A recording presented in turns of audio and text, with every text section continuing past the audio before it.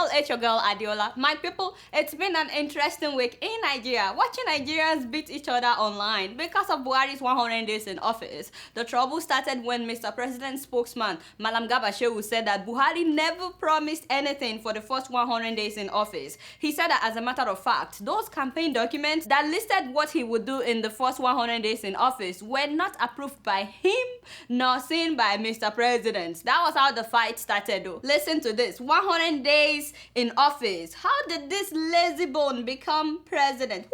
Snap. That is God. Less than 100 days into office, dishonesty has become the face of President Buhari's APC government. Shame, shame. Ooh, snap. Nigerians. Hey! President Buhari dumps 100 days promise, says I did not authorize 100 days document. Ooh, snap. Wait a minute. But I mean, other people are saying that how did those documents get on APC's website while Buhari was campaigning for elections if he did not know about it? Some even posted a video of Buhari at Chatham House before the elections where he was saying that he doesn't want to engage in 100 days fraud, so he won't be making bogus promises. To temper high expectation with some reasonableness on the part of those who are expecting miracles to happen. But this course of first 100 days, some of it is fraudulent. And don't want to participate in any fraud. So anyway, while the fight was going on online, you guys know that me, I'm very gentle. I like to mind my own business. I did not even get in the fight at all. But today, I said let me mediate between both sides. I personally don't like how the presidency disassociated itself from those documents now. Obviously, they saw them before the elections. I mean, it was on their website for God's sake. Why didn't they disassociate themselves from those documents at that time? Instead of saying that we never promised to do so in 100 days, just say so far we're doing our best, okay? And we still have a long way to go. Even those documents shouldn't have been an issue. Now, for those that are fighting each other, instead of saying, oh, he's yet to do so, it's a list of 100 things, by the way, that they are claiming that he said he would do in 100 days. And I'm saying that, why don't you just look at what he's done so far? I wasn't expecting him to achieve 100 things in 100 days. I wasn't even aware of this document. And I'm sure that many people that voted for Buhari didn't vote because they saw 100 things that he would do in 100 days. That would be performing a magic. I'm sure majority of the people were just tired of the Jonathan administration. So I'm more interested in what he's done so far. And for one, I know that he cut his salary and the VP salary by half. I know that he has ordered the fast track cleaning up of Ogoni land. And I know that he bailed out states that were not able to pay workers' salary. Of course, many things are also working mainly for the fear of Buhari. You know, like our refineries now producing 80%, 90% capacity. Although I'm hearing that one refinery has packed up. Please let me know. And I also know that petrol went down from 110 naira to 87 naira per liter. I've also heard that electricity has improved in different parts of the country. If I'm wrong, please let me know. Although I heard that this week electricity dropped by 1,400 watts. And also suddenly I know that EFCC has started working, picking up many corrupt officials, including former governors. Although I'm hearing that the EFCC chief himself has been implicated for relooting monies that were recovered from corrupt officials. Can you imagine that the Oga at the top of EFCC has been relooting the looted money? Yes! I also know that Nigeria has generated more revenues in the foreign reserve despite the price of oil worldwide has been dropping. All kinds of corruption cases are also surfacing since Buhari became president. In fact, I read that they will be probing the former petroleum minister. Yes, so our madam, how you doing? My sister, I hope you are feeling better. Come back home. Apparently, there is something waiting for you. Some people are saying that she embezzled $6 billion. Others are saying it is $9.3 billion. Me, I'm saying, let her get well soon, my father and my God, so that she can come and defend herself. I'm sure this woman will be able to defend herself. And not only that, the man declared his asset. Him and the vice president, they declared their asset. As a matter of fact, where are the wailing wailers? You know, I was so surprised to find out that he has 30 million naira in his bank account before becoming the president. I'm like, 30 million. That's about $150,000. I know about governors and other government officials that are far richer. As it is right now, so many Nigerians feel like they are richer than Mr. President. He has 5 houses in Kaduna, Dora, Kano, and Abuja. The one in Abuja I didn't know about until now. 2 of his houses in Dora are mud houses. He has 2 undeveloped plots of land, one in Kano and the other one in Port Harcourt. As well as a farm, he has an orchard, ranch, livestock, including 270 cattle, 25 sheep, 5 horses, and a variety of birds, and a number of economic trees. That's according to the press statement by the presidency. And not only that, he has unstated number of cars. I wish they would be more specific about this number of cars. If we're declaring asset, let us say whatever it is. So be more specific about the cars. Mr. President has 1 bank account. That's the one with Union Bank. He has no foreign account, no factory, no enterprises, and no oil wells. That's impressive. Now, for someone that used to be petroleum minister, petroleum, that is where money is. So that used to be a governor, and he used to be the head of state. To only have 30 million naira in his bank account speaks to his integrity. That singular act of declaring his asset made a lot of people respect him. And for those that may be wondering why Buhari doesn't have that much money, I remember saying on this show before that he takes about 10% of his salary as a former head of state. He tells them he doesn't need the rest of it. So the vice president though, I didn't know the man got money like that. So the vice president has 94 million naira in his bank account, as well as $900,000. Shallow, that's like almost $1 million. What? I didn't know that Oga Osinbajo has that kind of money. Put up my photo with him. I didn't know I was taking photos with money. Oga Osinbajo, we must meet again, by fire, by force. I wasn't surprised though, because I know he's been a lawyer for a long time. I know that lawyers make a lot of money, even here in the US. And I also know that he used to be a senior advocate in Nigeria, and I know he has his own law firm. So I wasn't surprised that he's richer than Mr. Buhari. I keep wondering what we would find out if President Goodluck Jonathan should declare his asset publicly. Can you guys imagine what we would find out? America will know, and they will tell you where the money is. America will know. No, not even Ogadio, Mama Patience. If we should find out about her asset. This is a great example. I hope that other African leaders would follow suit. So, I think that Buhari has done some things in the last 100 days, if you ask me. Maybe not 100 things, but some people believe that he's done more than what some people did in years. Not me, by the way. I'm talking about Nigerians. However, I don't feel like finding the Chibok girls has been a priority with this administration. What is going on? If Mr. President's daughter is the one that was kidnapped, do you think that we will still be doing any other ceremony until we find the daughter? I said the same thing when President Jonathan was in power as well. If it was his daughter, by now we would have found her. So I feel like these girls are not being taken as priority because they are children of nobody, practically. That's why. I'm really upset about that. If they can find these girls and bring them back home, do you know how much Mr. President's ratings would go up? I'm just saying, but how can they find the girls if they don't defeat Boko Haram first? So, which is why I keep saying it, defeating Boko Haram has to be a priority with this administration, and finding the girls. So enough of fighting each other on the internet, my people. Let's just focus on what we need to tackle together. By the way, I saw this picture and I think it says a lot. In case Oga Duna is watching, by the way, do well. This is not me. This was drawn by a Nigerian, which I'm sure that he means well. Anyway, guess what? I'm just keeping it real.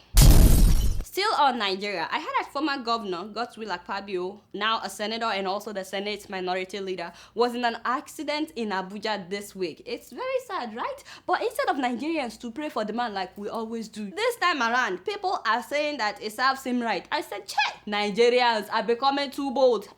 Since when now? Apparently, the former governor ran red light. Terrible, very terrible. How could you? These big people always in hurry. Why now? Where are you going? So they said that he was traveling in a convoy. I said, is that because he's a former governor, or because he's now a senator, or because he's the Senate's minority leader? I'm just asking. So let me know if these positions come with having a convoy with you, so that I can know how to walk my way up. So you understand, before I become first lady. But whatever the case, why run red light? Even the president obeys traffic law. No, but so Oga Buhari, he stops when the light is red. He moves when it is green. How much more a former governor or senator, whatever? Now I heard that they've flown him abroad for treatment, and that shocked me. I said, oh, what happened to the hospital that he built? IBOM Specialist Hospital. Have you guys seen pictures of that hospital, which he commissioned earlier this year? Beautiful building. Very sophisticated, beautiful buildings, with all kinds of equipment, all kinds of machines that I don't even know what they do. X-ray machines, the CAT scan, dental equipment, equipment complete with ambulances. So I'm telling you, they buried a lot of money at this hospital. So I was really confused. I said his own hospital cannot treat him. What about other people in Akwa Ibom when they get in accidents? Is there also a program to fly them abroad as well? I mean, I guess there are some things that I will never understand. It's just that with the way the man was saying that he had completely transformed Akwa Ibom, I thought this is an opportunity to show the world that now we have an hospital that big people can go to for treatment, so they don't have to fly them abroad. And speaking of things that I would never understand, what was the rationale behind killing Biafrans in Onitsha last week? Nigerians, just because they were marching or preaching is still not an excuse to kill people. There will always be people with different ideologies, but it doesn't give us a right to kill them just because the way they think is different from the way we think. I've addressed the Biafran issue, especially the Radio Biafra, in episode 174. Of course, not everybody agreed with what I said because I blamed both the Nigerian government and Biafra Radio. But honestly, killing people is not the solution. The Nigerian government still needs to address the roots and not the symptoms. You guys know I don't know much. Guess what? I'm just keeping it real. Moving on to Swaziland, and you know what? This baffles me because I don't understand how 65 young girls, 65, can be killed in an accident on their way to the Reed dance, and the dance will continue as if nothing happened. Like, Swazi King, anyway, I have issues with him. You guys know the Reed dance, right? That's where girls dance half naked for the king.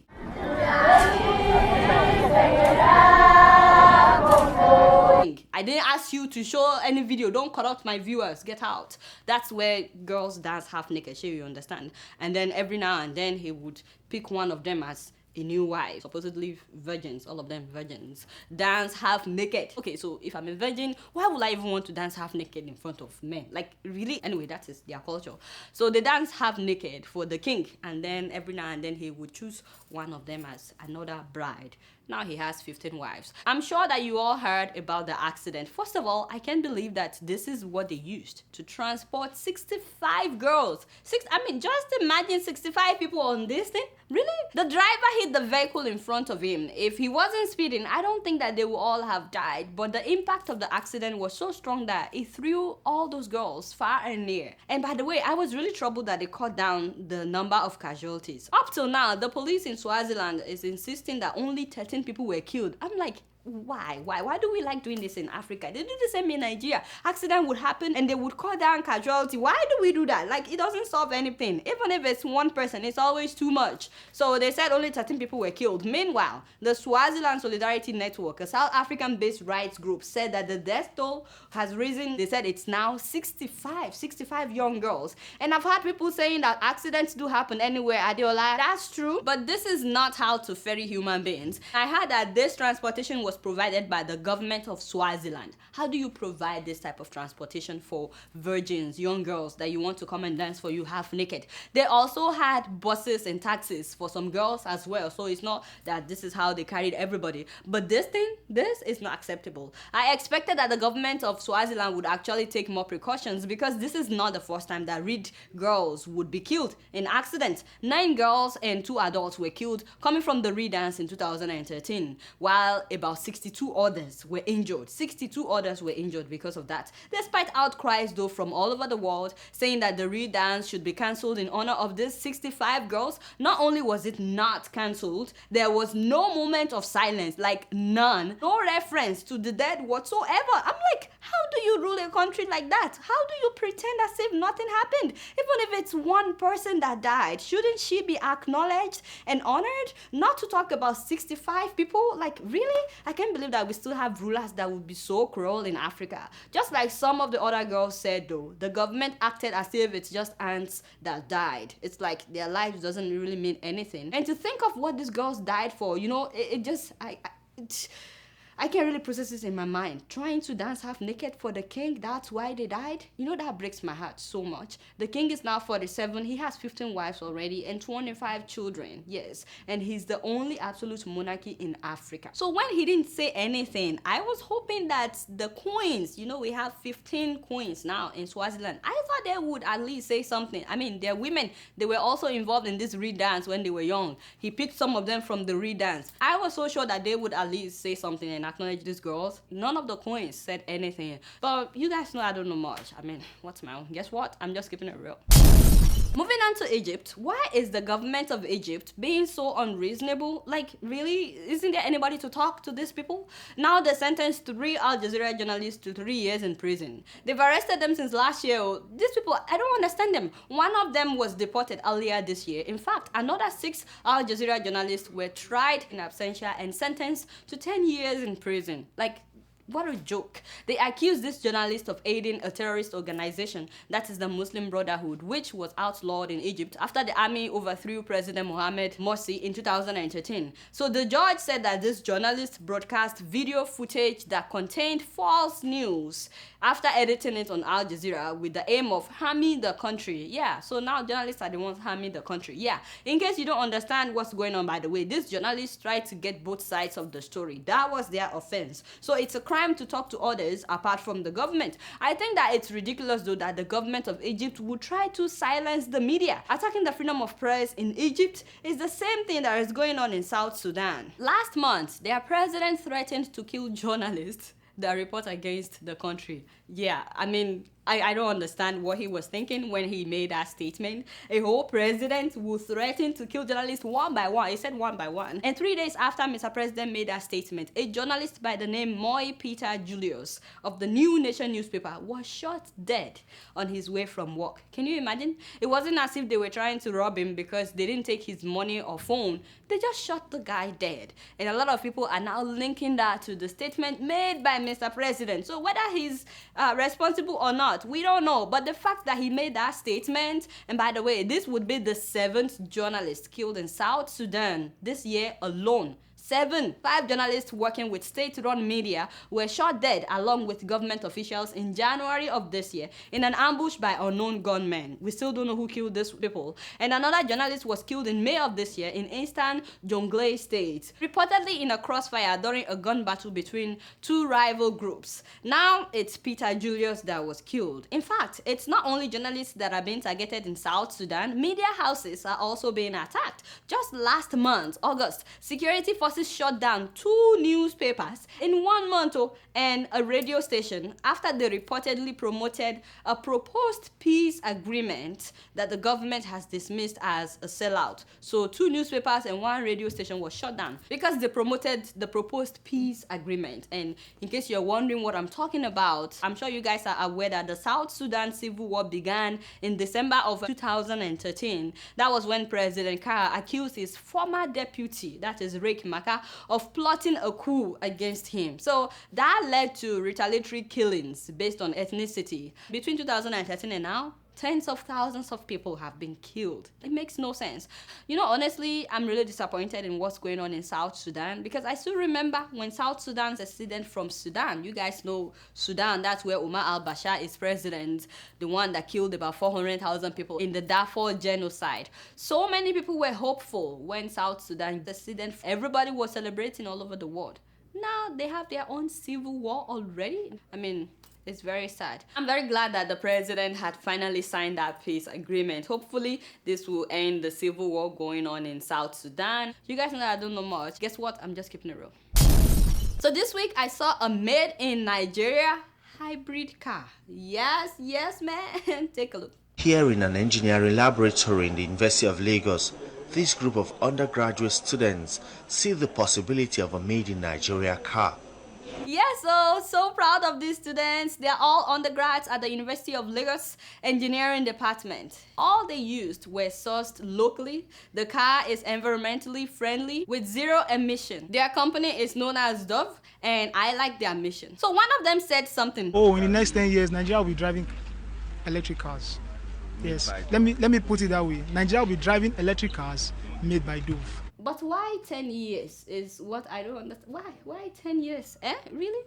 That will be 2025. People are already driving hybrid cars in different parts of the world. Even last week, I showed you one made by a Zimbabwean man in Harare in Zimbabwe. And the thing looks good. So there is no reason why such cannot be mass produced in Nigeria as well. Again, this is an opportunity for investors to take interest in these students. What they've started is huge. With enough resources, they will do so much better. They will produce something even much better. And it doesn't have to take 10 years. Why? If Zimbabwe is already doing it, why must it take us 10 years? And we are all so proud of them. I'm really, really proud of what they've done, honestly. And I hope that they will keep this up. Don't relax after this. You can do even better ones. Just came up with this initiative to challenge ourselves, because there are so many youths out there that belittle themselves, and which is not supposed to be. We believe the Dove platform is supposed to inspire the youth to do more than what they are doing now. That's right. I hope that they challenge other people that may be watching to also try to create something. You guys know I don't know much. Guess what? I'm just keeping it real. So before I leave today, I'd like to read some of your emails. And the first one is from Kola Ojelade. And he sent me a picture of Abeokuta North Local Government Nursery and Primary School. A few weeks ago, I talked about dilapidated schools in Nigeria.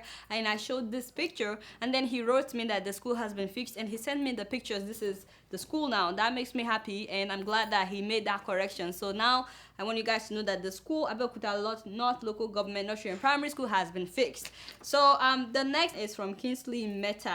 And he says, hi Adeola, I'm one of your biggest viewers, but the way you've been running the show this day makes me feel like you are not real as you used to be. The truth is that you take sides, whereas as a public figure, you're supposed to be real. You now leave me with no choice than to say that you are unreal. The reason for this comment is the way you portrayed the Cameroonian government deporting Nigerians back to Nigeria.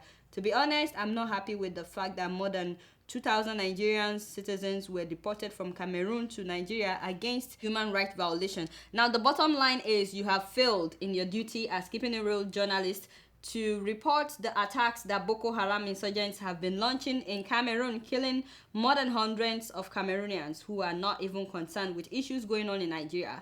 I think I need to sit down to answer this. Anyway, my Cameroonian brother, thank you so much for writing. Just so you know, I did not attack Cameroon for deporting Nigerians. I actually was making fun of Nigeria, that it's gotten that bad, that Cameroon is now deporting you, that it's such a shame that this is happening to Nigeria. Cameroon deported Nigerians, yo. 2,500 Nigerians. Jay, what a shame. Niger, what a shame. The giante of Africa. Cameroon is deporting you. I also remember saying in that episode that if I were a Cameroonian as well, I would deport Nigerians if they are now killing people in my country and we don't know anything about it. I feel sorry for Cameroon that Boko Haram is getting to their country. Now they are killing their people. I mean, I wouldn't be happy if I were Cameroonian myself. I'll probably do the same thing. So I don't know how you came to this conclusion that I was attacking Cameroon for deporting Nigerians. I actually was siding with Cameroon. I guess not everybody will get me on this show. Having said that, what makes my show different is that I always add my opinion. So if that's what you refer to as me taking sides, that's the way I do my show. Starting from day one, I put in my opinion. And I believe that I have talked about many things happening in Cameroon in different episodes. Once again, this is 180 episodes. So I don't know if you've seen all the episodes. There are instances that I have talked about what's happening in Cameroon, and I've also addressed Boko Haram killing people in Cameroon even before the recent episode that you referred to. So I know that I cannot please everybody, and I appreciate you watching, but in case you're looking for like straight news that is not taking any side, that is not really analyzing what's going on, they just tell you as it is. It's available on CNN, on BBC, it's everywhere. So, but this is what makes my show different, is because I add my own views. And I'm glad that you're watching. Hopefully you keep watching. The next email is from Apagu, and he says, hi Adeola, your show brightens my week and it truly makes me whole, especially with your karate style moves, whose punches does not reach the recipient physically, but the effect can be felt trickling down and reverberating. In some of your presentations, you shout hooks that you can imagine a community without electricity running for as much as 3 weeks. Guess what? I want to help you keep it real that to this day in Maiduguri, Borno State, northeastern Nigeria, we don't have even a blink since the coming of General Buhari. How about that for a sizzling darkness? What? since Mr. Buhari became president, you didn't have electricity in Maiduguri. Is this possible? How is this possible? Chai, there is God. Can somebody please call my people to call the people of Oga Buhari and tell him people in Maiduguri don't have electricity? How is that possible? When everybody says that their electricity is improving, the people of Maiduguri don't have electricity. There is God. This cannot be. Please, my people in Maiduguri, keep me up to date. Let me know what is happening. I need to call somebody. You don't have electricity. I need to speak with the governor of Borno, please, to remind me after this service. Thank you very much for writing. That's all the time that I have for emails today. Please keep sending your emails to adeola.keepingitreal@gmail.com. Alright, y'all, it's been real, and I'm keeping it real right up in here. Until next week, I'm gonna see y'all later. Peace out.